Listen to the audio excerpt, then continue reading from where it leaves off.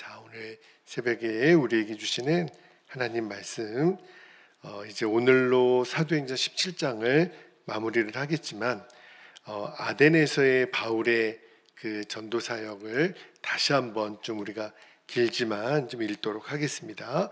16절부터 34절까지 말씀을 한 절씩 읽고 마지막 34절은 같이 읽겠습니다. 16절입니다.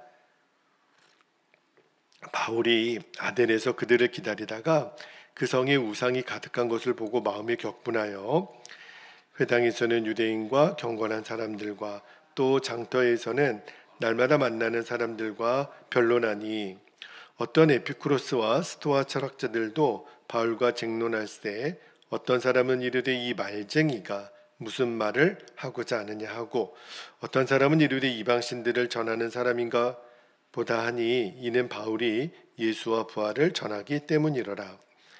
그를 붙들어 아레오바고로 가며 말하기를 내가 말하는 이 새로운 가르침이 무엇인지 우리가 알 수 있겠느냐? 내가 어떤 이상한 것을 우리 귀에 들려주니 그 무슨 뜻인지 알고자 하노라 하니 모든 아덴 사람과 거기서 나그네 된 외국인들이 가장 새로운 것을 말하고 듣는 것 이외에는 달리 시간을 쓰지 않음이더라. 바울이 아레오바고 가운데 서서 말하되 아덴 사람들아 너희를 보니 범사에 종교심이 많도다. 내가 두루다니며 너희가 위하는 것들을 보다가 알지 못하는 신에게라고 새긴 단도 보았으니 그런즉 너희가 알지 못하고 위하는 그것을 내가 너희에게 알게 하리라. 우주와 그 가운데 있는 만물을 지으신 하나님께서 천지의 주체시니 손으로 지은 전에 계시지 아니하시고 또 무엇이 부족한 것처럼 사람의 손으로 섬김을 받으시는 것이 아니니 이는 만민에게 생명과 호흡과 만물을 친히 주시는 이심이라. 인류의 모든 족속을 한 혈통으로 만드사 온 땅에 살게 하시고 그들의 연대를 정하시며 거주의 경계를 한정하셨으니 이는 사람으로 혹 하나님을 더듬어 찾아 발견하게 하려 하심이로되 그는 우리의 각 사람에게서 멀리 계시지 아니하도다. 우리가 그를 힘입어 살며 기동하며 존재하느니라. 너희 시인 중 어떤 사람들의 말과 같이 우리가 그의 소생이라 하니 이와 같이 하나님의 소생이 되었은즉 하나님을 금이나 은이나 돌에다 사람의 기술과 고안으로 새긴 것들과 같이 여길 것이 아니니라. 30절 알지 못하던 시대에는 하나님이 간과하셨거니와 이제는 어디든지 사람에게 다 명하사 회개하라 하셨으니 이는 정하신 사람으로 하여금 천하를 공의로 심판할 날을 작정하시고 이에 그를 죽은 자 가운데서 다시 살리신 것으로 모든 사람에게 믿을 만한 증거를 주셨음이니라 하니라. 32절 그들이 죽은 자의 부활을 듣고 어떤 사람은 조롱도 하고 어떤 사람은 이 일에 대하여 너의 말을 다시 듣겠다 하니 이에 바울이 그들 가운데서 떠나며 34절 함께요. 몇 사람이 그를 가까이하여 믿으니 그 중에는 아레오바고 관리 디오누시오와 다마리라 하는 여자와 또 다른 사람들도 있었더라. 아멘. 하나님 말씀입니다.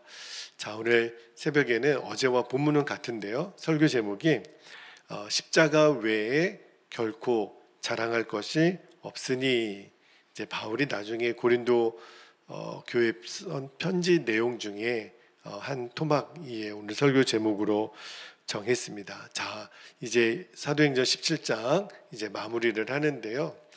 세 군데에서 전도 사역을 했던 이제 데살로니가, 베레아 그리고 아덴에서의 전도 사역을 17장에 담고 있는데 특별히 어제도 말씀드렸지만 이 아덴에서의 전도 사역이 바울이 실패를 해요. 우리가 다른 지역에서는 그렇게 핍박이 많았음에도 불구하고 나름대로 구원받는 이들이 굉장히 열매가 많았거든요. 근데 아덴에서는 그러지 못했어요. 그래서 아덴을 떠날 때 바울이 고린도 교회에 편지한 걸 보니까 약하고 두려워하고 심히 떨었다. 너무너무 힘이 들었죠. 그런데 왜 이렇게 됐을까를 나중에 이제 깨달은 거예요. 바울이. 그러니까 이런 거죠. 구원의 역사는 사람의 말과 지혜의 아름다운 것으로 되는 것이 아니라 오직 십자가 복음으로 구원은 완성된다라는 것을 바울이 너무너무 처절하게 깨달은 거예요. 여러분, 여러 번 말씀드리지만 이 복음의 핵심이 바로 십자가입니다. 십자가에는 하나님이 우리를 너무너무 사랑하신 하나님의 사랑이 담겨져 있고, 예수님 본인은 당신의 생명을 피 한 방울 아끼지 아니하시고 우리에게 내어주신 그 예수님의 은혜가 담겨 있잖아요. 이 십자가에 담겨진 하나님의 사랑과 예수님의 은혜는 사람의 지혜로는 알 수가 없어요. 사람의 지혜로는 어떻게 그걸 이해를 하겠습니까? 그래서 고린도전서 1장 23절에 보면 바울이 이렇게 말하죠. 우리는 십자가에 못 박힌 그리스도를 전하니 유대인에게는 거리끼는 것이요 이방인에게는 미련한 것이로되. 십자가가 유대인들에게는 거리끼는 거라 그랬어요. 왜 그럴까요? 아니, 우리를 구원할 메시아가 저 로마 군인들에 의해서 십자가에 어떻게 죽을 수 있냐는 거예요. 유대인들은 지금도 예수님을 하나님의 아들, 또 우리를 구원할 메시아로 인정하지 않아요.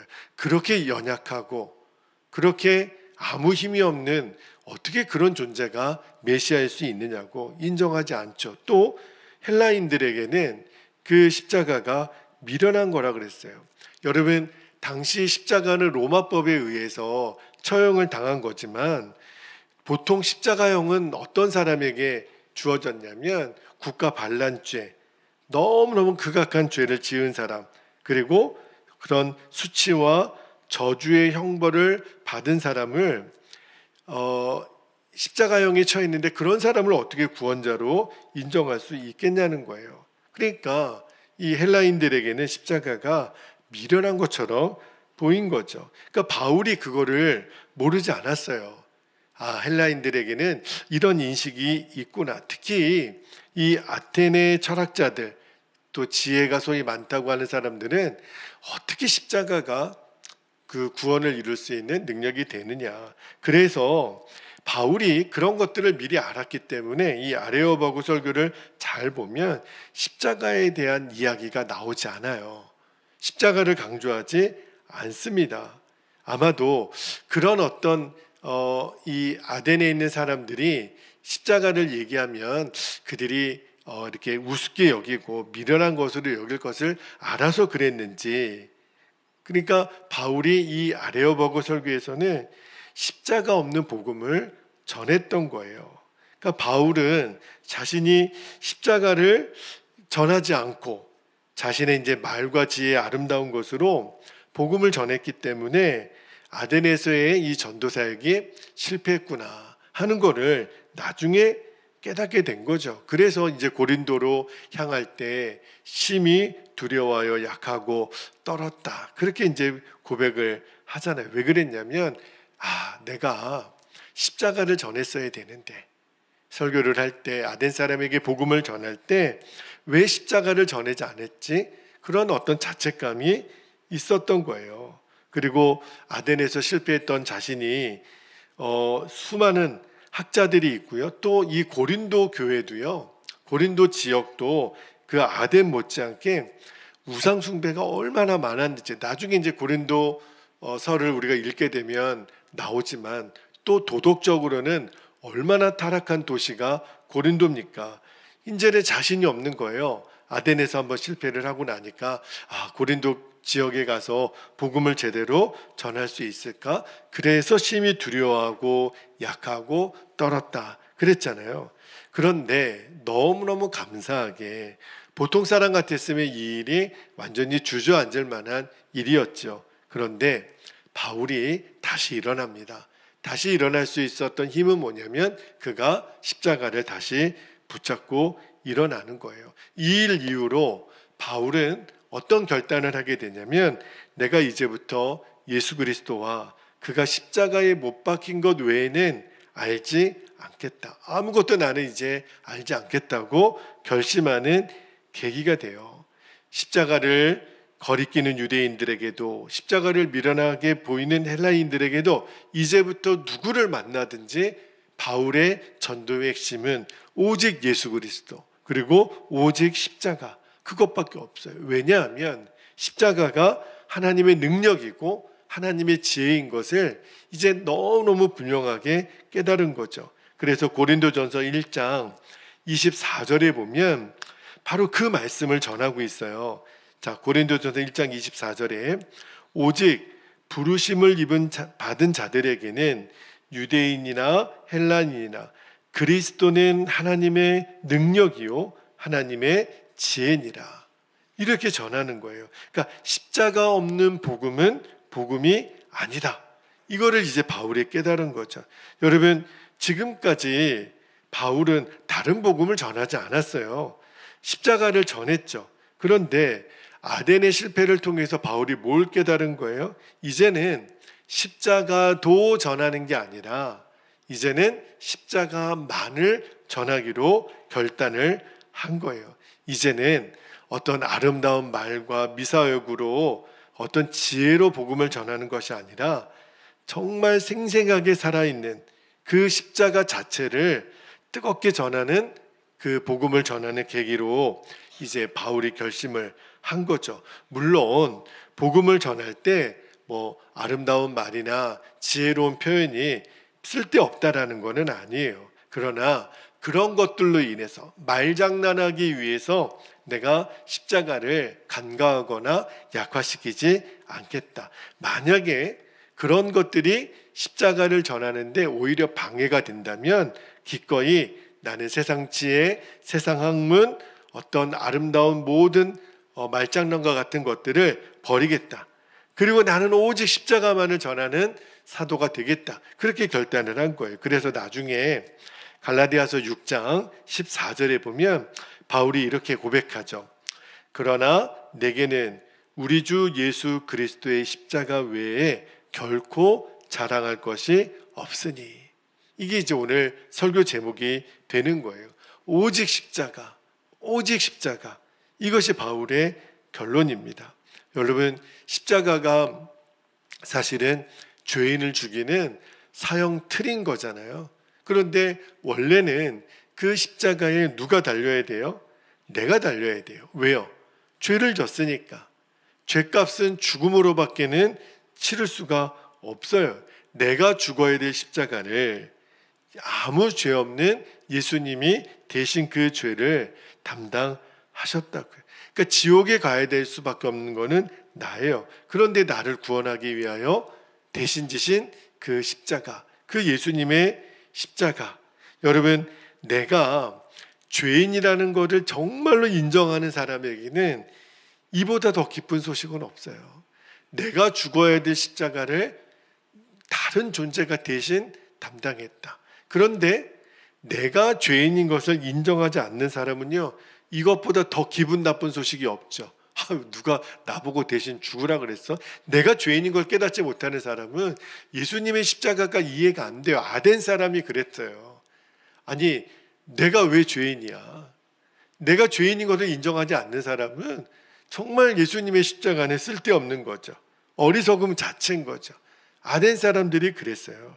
여러분, 이제 이 말씀을 이제 마무리하면서 저와 여러분이 진짜 이제 우리가 예수님을 믿는다면, 또 예수님의 뜻대로 살고 싶다면, 이제는요, 우리가 세상 사람들 앞에 나도 예수 믿는 사람이고 십자가에서 예수님이 죽으셨고 그가 부활하셨다는 것을 당당하게 말할 수 있는 사람이 되어야 합니다. 그리고 이제는 우리도 그 십자가를 전하는 사람이 되어야 돼요. 많은 세상 사람들이 십자가를 어리석게 보고 또 십자가를 거리끼는 것으로 본다 하더라도 우리는 십자가를 전해야 합니다. 우리가 전하는 십자가를 통해서 예수님을 만나는 사람이 분명히 있어요. 우리가 아무리 아름다운 말로, 지혜로운 말로, 논리적인 말로 복음을 전해도 십자가 없는 복음은요, 아무런 능력이 없습니다. 반대로 우리가 말은 좀 어눌하고 또 세상적인 학문이 좀 부족하고 그래도 정확하게 우리가 십자가를 전하면요, 반드시 구원의 역사가 나타납니다. 왜 그렇죠? 십자가 자체가 능력이기 때문에 그래요. 근데 이거는요, 입술로만 전하는 게 아니에요. 마지막 결론입니다. 우리가 날마다 십자가로 사는 것을 말해요. 십자가가 예수님의 능력입니다. 아무리 내가 말로 전해도 내가 그 십자가로 삶을 살지 않으면 진짜 구원의 역사는 나타나지 않아요. 그래서 조금 전에 읽었던 갈라디아서 6장 14절의 후반절에 보면 바울이 이렇게 고백하지요. 그리스도로 말미암아 세상이 나를 대하여 십자가에 못 박히고 내가 또한 세상을 대하여 그러하니라. 이 십자가의 이중성이라 그러는데, 보면 십자가로 산다는 것은 세상이 나에 대하여 죽은 것이고 내가 세상에 대하여 죽었다, 이렇게 표현을 해요. 다시 말하면 이제는 세상의 성공, 세상의 부귀영화, 세상이 나에게 주는 쾌락, 아무것도 아니라는 거예요. 왜요? 세상이 나에 대해서 죽었으니까. 그런 것들이 이제는 나에게 아무런 유혹거리나 어떤 의미가 되지 않는다는. 또 하나, 세상이 어떤 핍박을 나한테 공격하고 죽음으로 위협하더라도 이제 세상에 나에 대해서 아무런 권세가 없어요. 왜? 내가 세상에 대하여도 죽었으니까. 이미 죽은 사람이, 어제 제가 수요 예배 때도 말씀드렸지만, 이미 죽은 사람은 두려움이 없어요. 이전에 옛 자아는 두려웠겠죠. 그런데 이미 죽었는데 무엇이 두렵겠어요? 이게 바로 십자가로 사는 성도예요. 여러분, 지금 우리가 살고 있는 이 익산 땅도요, 영적으로는 이 아덴과 똑같아요. 우리가 전도하고 복음을 전해도요, 많은 사람들이 굉장히 우습게 합니다. 그죠? 그게 뭐? 그리고 내가 왜 죄인이야? 내게 왜 예수님의 십자가가 필요해? 아덴과 같은 그런 환경 가운데 우리가 놓여져 있어요. 그러나 그런 가운데 있다 할지라도 오늘 바울이 처절하게 깨달았던 아덴에서의 이 실패를 우리에게 그대로 보여주는 이유는, 여러분은 담대하게 십자가를 전하고, 그리고 십자가로 인하여 살고, 그리고 십자가를 자랑하면 반드시 구원의 역사는 일어납니다. 오늘 바울 사도가 그러한 마음으로 오늘 우리에게 설교한다고 여러분이 꼭 여기시고, 맞아, 이제 나는 십자가만을 붙들고 십자가만을 자랑하는 사람이 되면, 그런 나를 통해서 주님은 반드시 구원의 역사를 이루십니다. 세상은요, 그런 나를 통해서 반드시 예수님을 보게 될 거예요. 그리고 이 세상은 변하게 될 것입니다. 그래서 오늘도 우리가 붙드는 것은 오직 예수님의 십자가밖에 없습니다. 이제 우리 함께 기도하겠는데, 오늘도 우리가 두 가지 기도 제목을 나누고 기도를 할게요. 첫 번째는 십자가가 정말 하나님의 능력인 것을 아는 겁니다. 그리고 십자가가 가장 지혜예요. 십자가가 하나님의 능력이고 지혜임을 알고 오직 십자가만 붙드는 내가 되게 해달라고, 그렇게 우리가 기도했으면 좋겠고요. 두 번째는 십자가를 전하는 입술이 되는 거예요. 입만 열면 예수님의 십자가를 전하게 하시고, 또 하나 이제는 십자가로 사는 성도가 되는 겁니다. 그것이 우리가 이 땅을 구원하게 하는 하나님의 능력으로 나타나게 될 거예요. 주여, 십자가로 사는 자가 되게 하소서. 오직 십자가, 오직 십자가, 나의 무한 영광, 오직 십자가. 그래서 우리가 사도 바울처럼 그렇게 힘있게 복음의 행진을 감당하는 저와 여러분 되시기를, 이 시간에 우리가 주님의 이름을 간절히 부르짖고 통성으로 기도하겠습니다. 주여